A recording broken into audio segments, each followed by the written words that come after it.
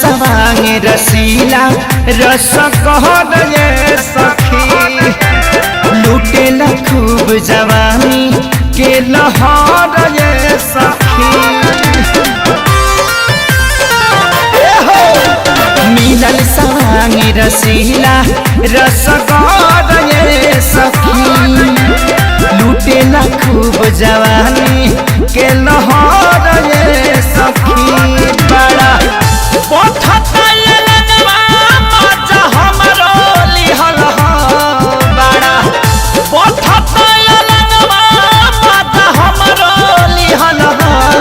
सखी कैसे दी और दर्द मरद के दिहल ये सखी कैसे दी और दर्द मरद के दिहल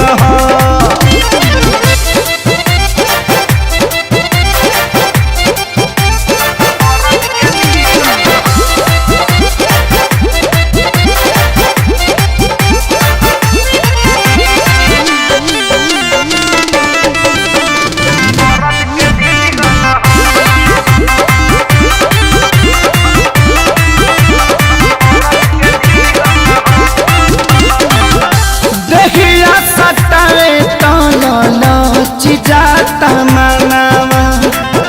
से जिया पलागे जैसे ले हिली जानावा हो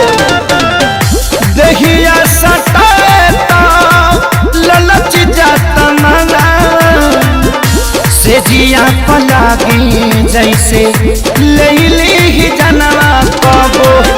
पेट नहीं भरे की हो पतियारी कबो पेट नहीं भरे की हो पतियारी ए सखी कैसे दी और दर्द मरद के दिहल ए सखी कैसे दी और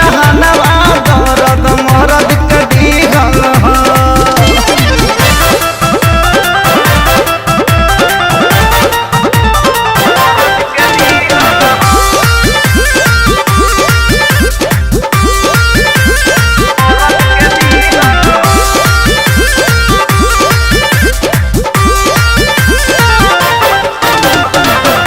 निकना गिला के जगिया सूत जाले फरके